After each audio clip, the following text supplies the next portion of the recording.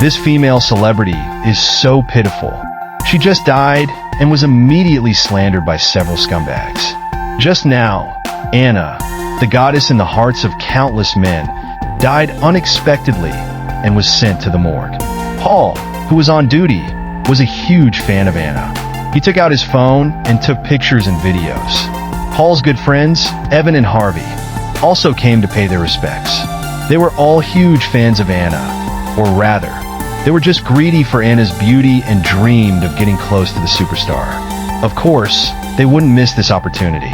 Under the cover of night, Paul sneaked them into the morgue. That moment when the white sheet was lifted, Anna's beautiful and moving profile was revealed.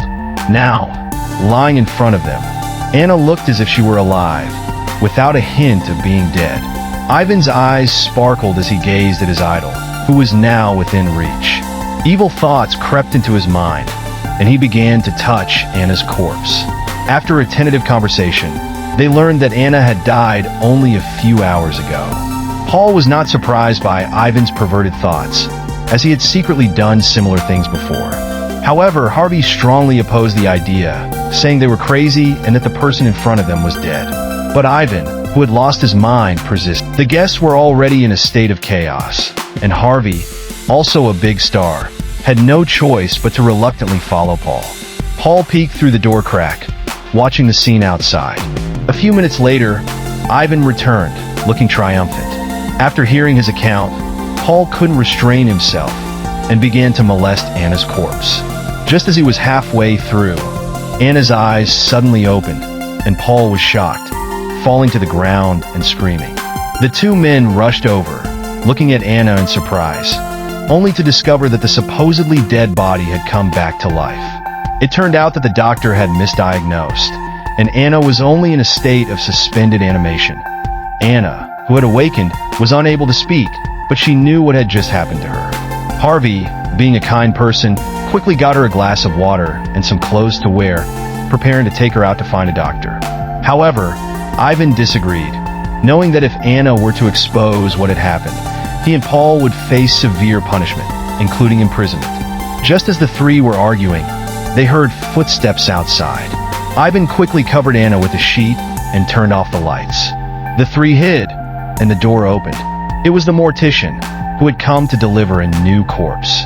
Anna knew this was her only chance to escape. The state of suspended animation had left her without any physical strength, making it impossible for her to utter a sound, no matter how hard she tried. Anna easily opened the white sheet with her fingers, but unfortunately, the mortician had headphones on and didn't notice. He finished his work, turned off the lights, and left without looking back. Anna's eyes welled up with desperate tears.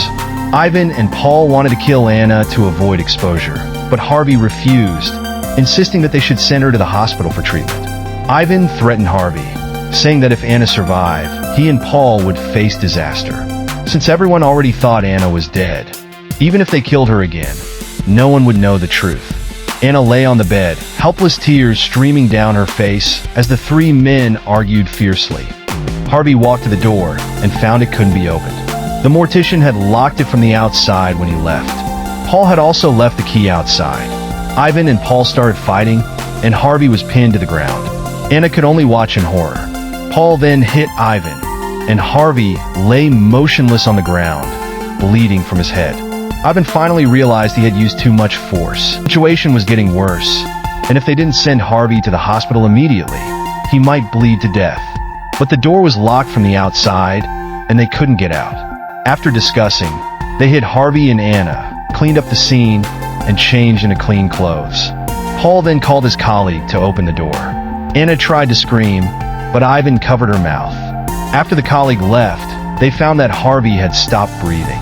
Paul was heartbroken and cried, filled with regret. One mistake led to another. Paul wanted to send Anna away, but Ivan persuaded him that Anna was already considered dead to the outside world, and if she were to be saved, it would be a disaster.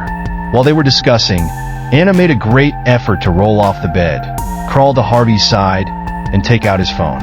Under too much pressure, Paul finally gave in and followed Ivan's lead. When they returned to the storage room, they found Anna making a call.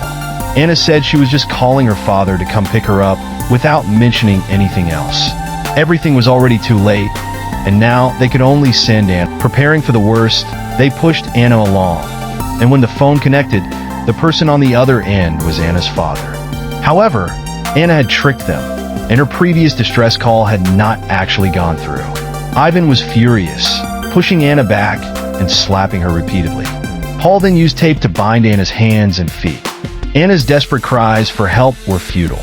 The two men discussed their next move, and Ivan went out to find a farm truck to dispose of Harvey's body. Paul stayed behind to keep an eye on Anna and clean up the blood in the storage room. Anna saw another opportunity and quickly freed herself from Paul's poorly tied bindings. After getting out of bed, Anna realized her legs hadn't recovered and she fell to the ground. She could only use her arms to move, slowly crawling to the emergency exit. Just then, Ivan returned and found Anna had escaped. He and Paul split up to search for her. Anna was still struggling to escape, hiding behind a nearby trash can to avoid being seen by Ivan. After Ivan left, Anna made her way to the elevator, pressing the button with great effort. She finally felt a sense of relief, but just as the elevator doors were about to close, a hand stopped them. Anna's despair returned. It seemed that Ivan had decided to